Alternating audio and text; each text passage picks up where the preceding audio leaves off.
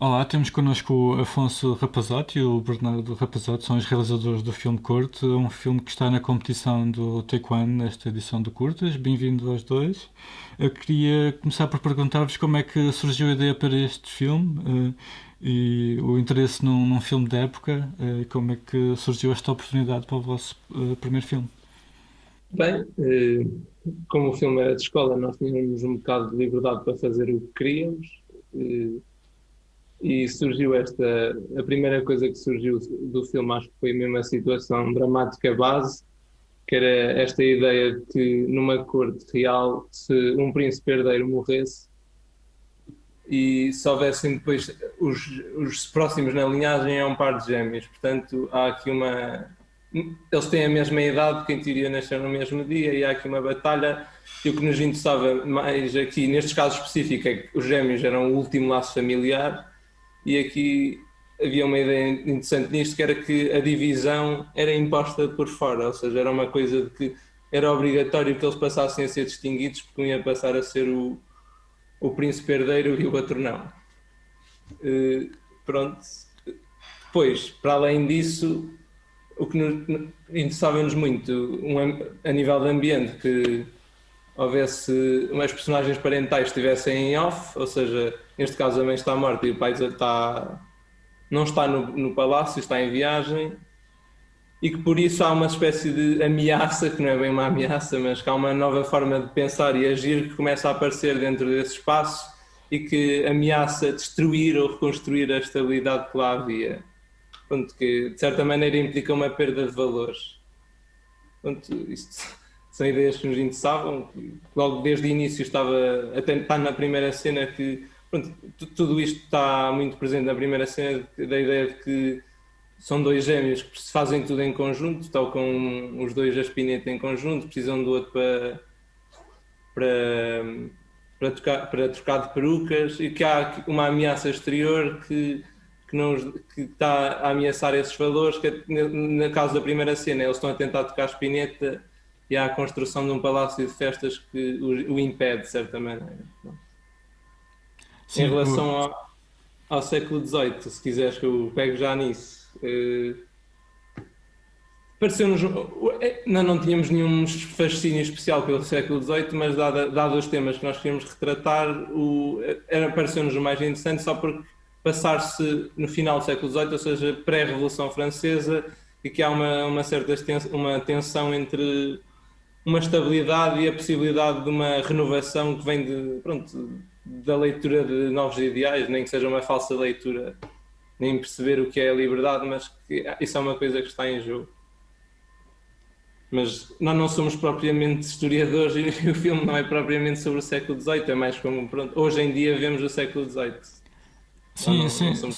sem dúvida, eu percebo isso do período, ou seja, de estabilidade, mas não quase a arrebentar para a instabilidade. Há ali a tal, aquela tensão que vocês que falaste, acho que está muito presente no filme, porque há ali aquela ideia de união entre os gêmeos, mas que é ameaçada por uma possível sucessão, não é? E interesses que possam vir a aparecer, e esta história de uma família que está dividida e as dinâmicas que nós observamos e que muitas vezes estão ali dissimuladas porque vocês muitas vezes usam um enquadramento em que podemos ver um enquadramento largo em que podemos ver as várias personagens em que tem cada um com a sua ação, mas de certa forma não é realmente exposto, ou seja, há muita dissimulação ali. Essa dinâmica toda é algo que vos interessa representar e explorar com este filme? Com este filme em específico, sim. Aliás, nós tínhamos mesmo esta ideia de que no filme as relações iam ser muito opacas, como tu dizes, a dissimulação faz muito parte do comportamento das personagens e até há esta ideia que em relação a isso parece que só os gêmeos é que não precisam de fingir um com o outro porque hajam mais ou menos como um só. E, portanto, a ameaça de que essa união a ser ameaçada cria também isso. O último laço a sério também está a ser Uhum. destruído.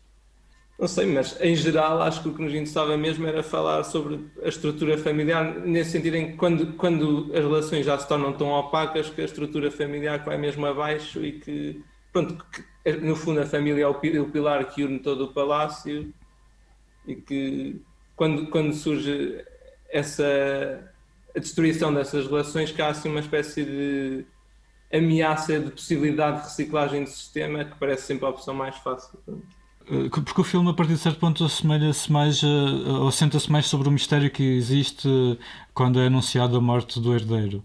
E este jogo, depois, como o espectador tentar adivinhar quem é que terá sido, o que é que aconteceu, é algo que vos interessa fazer, ou seja, mexer um bocado com a expectativa do espectador, escolher o que mostram e o que é escondido, um bocado de fora de cena, também algumas referências.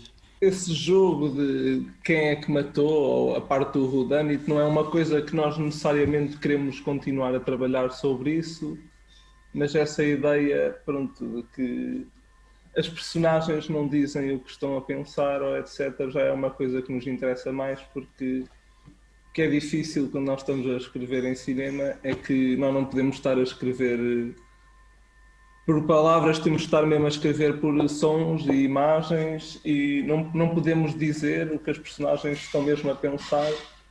Nós temos é de materializar essas ideias na ação, ou seja, em vez de dizer o que as personagens pensam, nós temos que mostrar como é que as personagens agem para o espectador, através dessas ações, tentar perceber como é que elas pensam.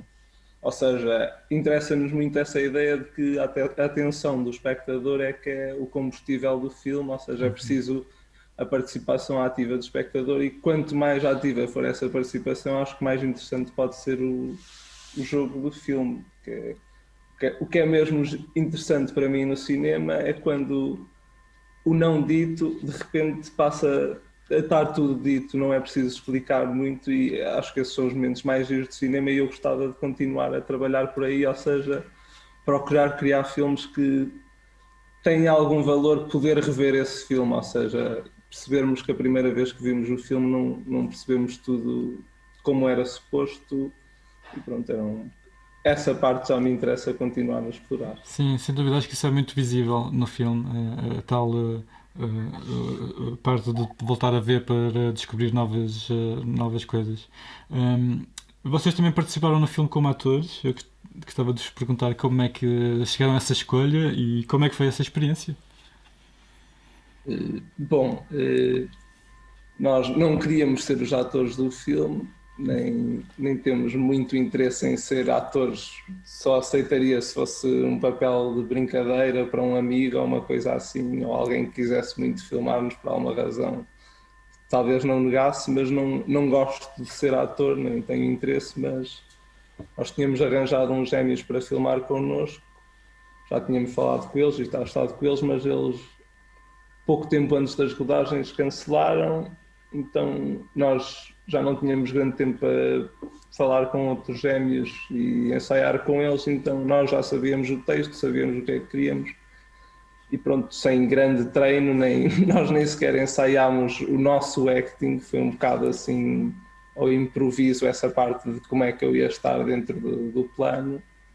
Mas pronto, não é uma coisa a repetir, mas foi uma experiência interessante. Acho que pronto, ainda não tivemos uma experiência total do que é ser realizador, porque ao mesmo tempo tínhamos de estar sempre.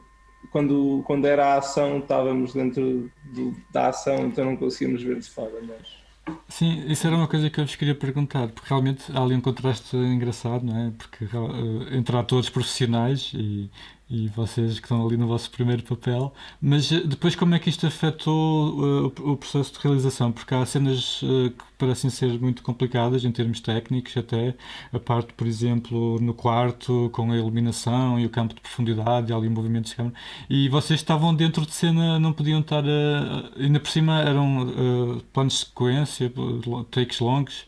Como é que isso afetou a vossa experiência como realizadores? não sei como é que afetou, mas Oh, foi muito baseado na fé que nós tínhamos com o anotador e com o assistente de realização, que eram as pessoas que estavam mais dentro do projeto e pronto, eles estavam mais ou menos dentro do que nós queríamos, nós já tínhamos discutido imenso já desde a raiz, já mesmo desde a raiz da ideia, tudo com eles estavam, portanto eles sabiam mais ou menos o que queríamos, nós explicámos tudo E tipo, sempre ao fim de cada plano, eles vinham-nos dizer o que é que não tinha corrido bem dentro daquilo que eles achavam que era o nosso bem.